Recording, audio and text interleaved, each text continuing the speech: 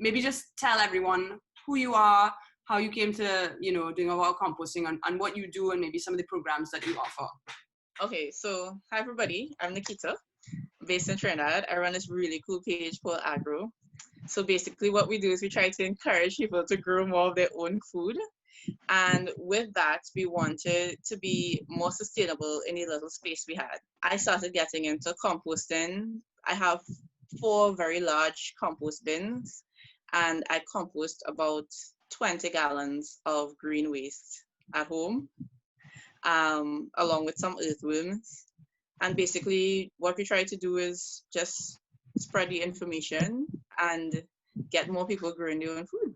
Okay, so is there a certain way that you should layer your browns and your greens when you're using a tumbler? I like to do a layer of brown at the bottom first. Okay. And that really is because when you put your greens, which is more like your food waste, it's going to release a lot of water. So the browns, that layer of browns will help to kind of absorb some of the water that your waste is giving off as it's breaking down. Okay, so do the layer of browns and then go with greens and then continue to layer them, or does it not really matter since you're going to be spinning it around anyways? It doesn't matter as much since you're going to be spinning it around anyway, but just as much as you can, try to keep the green material covered. And that is because when you have your green material open, you might attract some fruit flies and stuff on the top. Okay. So as much as you can, it doesn't have to be like an exact science, but as much as you can, try to have some brown on top there. So should I layer it up and then spin it and then put a layer of brown on top? No, most likely you'll kind of just naturally end up with some brown stuff on top, and you could always just move it around. You don't want to keep adding brown stuff because then you're going to have to wait for that brown stuff that you added to break down. So just do the layers, start with brown, end with brown, and then turn it all around. Yeah. It could be a rapper. I'll be healthy. Okay, how much should you fill the tumbler? Because presumably you need to leave some room for things to move around, and also if you need to adjust the ratios, right? I fill my tumblers all the way up to the top. Interesting. And that's just, when you think about it, you're layering these browns and these green materials, but you're going to end up with air spaces in between them anyway.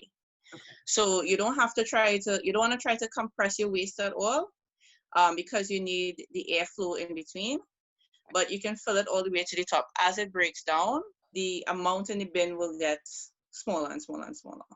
So maybe a good rule of thumb is fill it up to the top and then obviously continue to turn it. And if I find that I need to add some stuff to adjust the ratio, it will have already compressed a little bit. Yep, because when that water starts to come out, the volume will go down. Basically, it just kind of gets a little mucky for a while because everything is wet and moist and nice, which is what, you want. It's a trial and error. Okay, this is a big one. So carbon to nitrogen ratio. So I've read some things that say do 1-to-1, some things that say do 3-to-1, and then there's other things that say that different browns have different carbon to nitrogen ratios.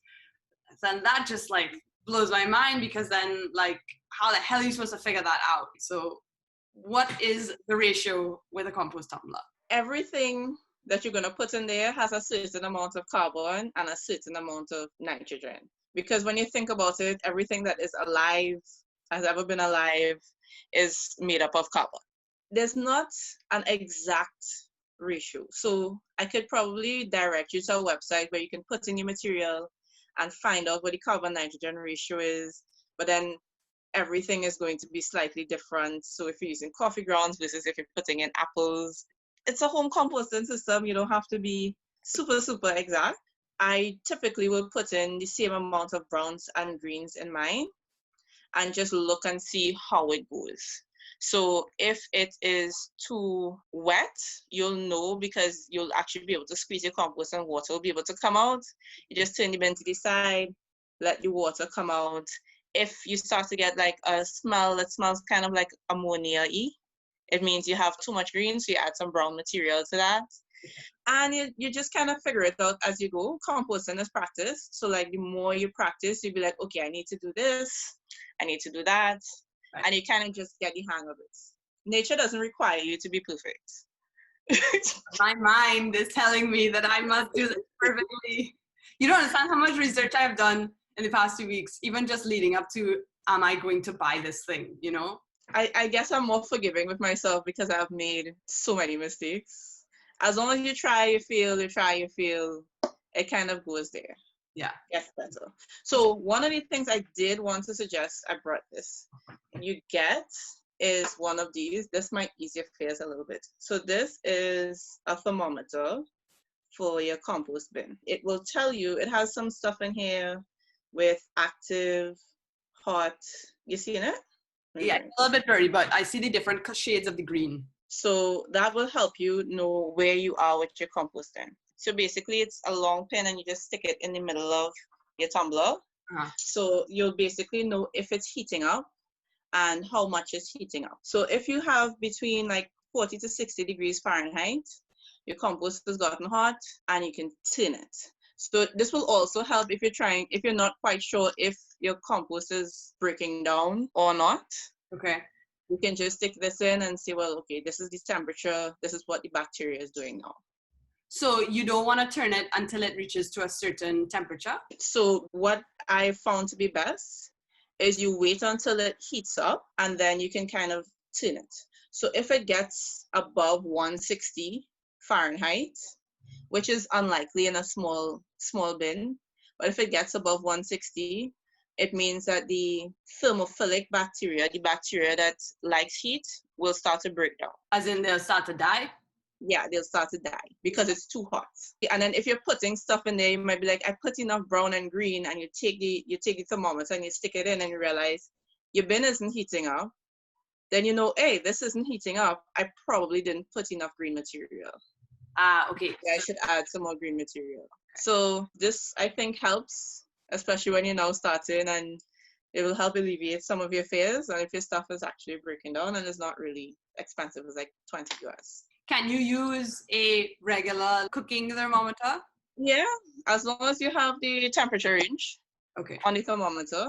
That's the most important thing. Okay. If it gets too hot, once you add air, the cooler air from outside will come into your pile, and then the hot air will kind of escape. That is part of why people, when you have a pile on the ground, part of why they turn the pile. They also, when you think about it, your bacteria is eating up a lot of the carbon that is in your pile. And when it does that and your compost gets smaller, it's compressing. So by turning it, you're adding air back into your pile. So you're keeping your aerobic bacteria, your oxygen-loving bacteria alive. Because if you don't keep that bacteria alive, your anaerobic bacteria, which is the one you don't really want in the system, will kind of take over. Actually, on that note, the issue with food scraps going to the landfill is that when it breaks out, it produces methane. Does that not happen if you just toss, a banana peel or whatever, or any sort of green matter that is decomposing on its own? Is it only in the landfill that it produces methane? That is anaerobic versus aerobic. So as long as your compost, as long as you have your waste breaking down with enough oxygen, it will not produce as much methane because it will be breaking down in the presence of oxygen. So most bacteria that break down waste anaerobically without the presence of oxygen or with limited oxygen, those are the bacteria that will produce the methane. Okay. And that's what happens in a landfill because there's no oxygen. Right, because you've put all the waste, you've squished it, compressed it, not aerated it. Yeah. That's good to know. How often do you rotate your tumbler? Some things say every day, some say every other day. Like what, will doing it more often help it break down faster, or will it mess with the decomposition process? I turn my tumblers like every 3 days. Okay. Just because I need it to get hot enough. So if you turn your tumbler every day, you'll be adding fresh air from outside every day. But that means then the hot air will be coming out as well. Okay. So you could kind of wing it. If you're turning your tumbler, if you're trying to build your temperature up, and you can use this and look at your temperature, and you realize it's not hot enough, or it's still kind of getting there, you don't necessarily have to turn it that day. Got it. Okay, so you want to wait till that temperature is hot enough to turn it. Yeah. How often should you open it up and check on it and take the temperature? I would say you could wing it. I would probably take the temperature maybe once a week, maybe every 2 weeks, just to make sure things are going as they're supposed to. I would say kind of when you have time, don't let 3-4 weeks go and you don't turn it. But if you skip a day, the bacteria will still do their thing. Make sure like when you're turning it, you'll hear like a slushing sound, which might be water that is settling at the bottom of your bin. And then you can just turn the bin a little sideways and let some of that water drain out, right? Because the water settling at the bottom can also create a anaerobic condition at the bottom of your tumbler. Okay, which we don't want. Right. So I read that you don't want to put like weeds and stuff in it because if they have any like seeds in it, when you have your finished compost, that it could, create a weed problem wherever you use that compost.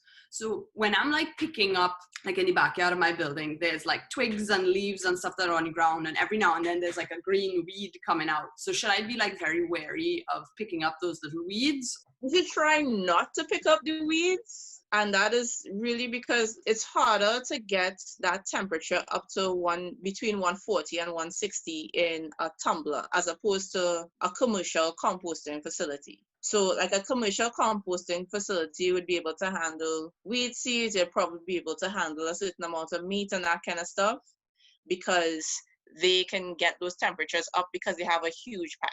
When you have your tumbler, if you don't get your temperature high enough, long enough, you're not going to be able to kill off those weed seeds. All right, so do be fairly vigilant about getting those in there. Yeah.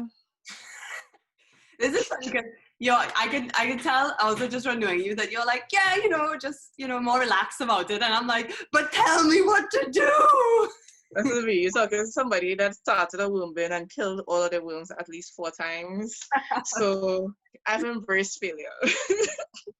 There's a great quote. It says, "You either live or you learn, but you never lose." So learn from murdering all those worms somehow. It was so bad.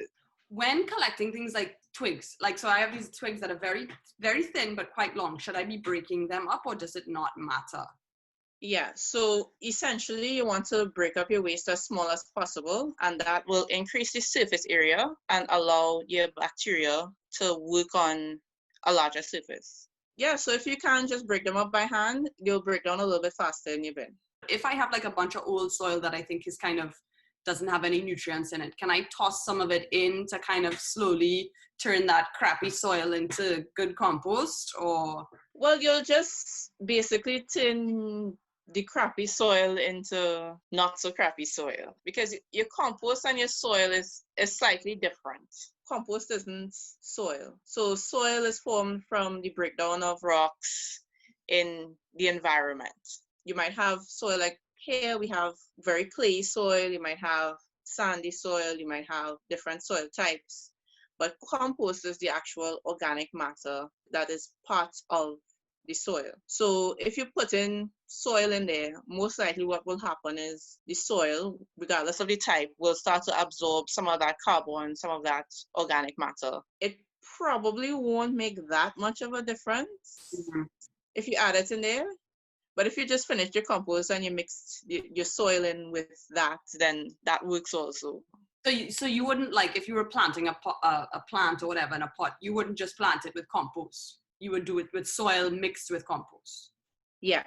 And the reason is that is soil itself has a structure, and the structures do different things. So like the clay part of your soil is what binds to the roots of some of your plants. And it deals with things like your water retention and how minerals transfer, that kind of stuff. I always thought like compost was just like super healthy soil. So that's good to know that it's a different thing altogether. So if there's one thing that you could tell anyone who's starting out, what would be like your one piece of advice? Just be observant. When you start, you might have like, every time I have a problem, I run to YouTube or whatever it is. But as long as you're kind of observant, after a month or 2, you'll get the hang of it and you'll just know what to do. Okay. It's a little bit like playing an instrument or riding a bicycle. It just takes practice and just try. Oh, I should mention, if Starbucks is open, Starbucks is your best friend, because you can actually get, you can leave a bucket by Starbucks and get their coffee grounds, Uh-huh. and the coffee grounds work really, really well for heating up your bin. So like, It how much works really. do you add? Because my husband drinks a lot of coffee, so he might very well drink as much as Starbucks is putting out. You tell me. Okay, cool, great. So then you don't have to go anywhere. It just counts as part of your green material, Okay. but it does a really good job at heating up your bin. If you have issues like pests, like roaches and stuff, for some reason really don't like the smell of coffee grounds. Mm. So that's a good way of keeping them out your bin if you have that problem. I mean, you shouldn't, but if you do, Yeah, that's a good trick. But yeah. I would say that the day a roach comes out of my compost bin, I'm tossing it into No, the one I bought says it's pest proof, so we'll see. Yeah. Mine too. Mine said so too. If there are any spaces or if you're taking material from other people, like that is kind of where I once kind of had like a roach issue, because it was like we compost more than our own food waste. So I would take like grass from somewhere and, food waste from somewhere. And I think like within the grass, maybe it might have had a roach in there. Okay. I had that problem off and on. But if it's too dry, they're going to find they're very comfortable as well. So keep it moist. Okay. All right. I'm going to take this thing downstairs and load it up. Thank you so much for taking the time to do this. I probably will have more annoying questions for you, but yeah, come, all the questions. Okay. Bring all the questions. Good. All right. Thanks, Nikita. I appreciate it. You're welcome. Bye.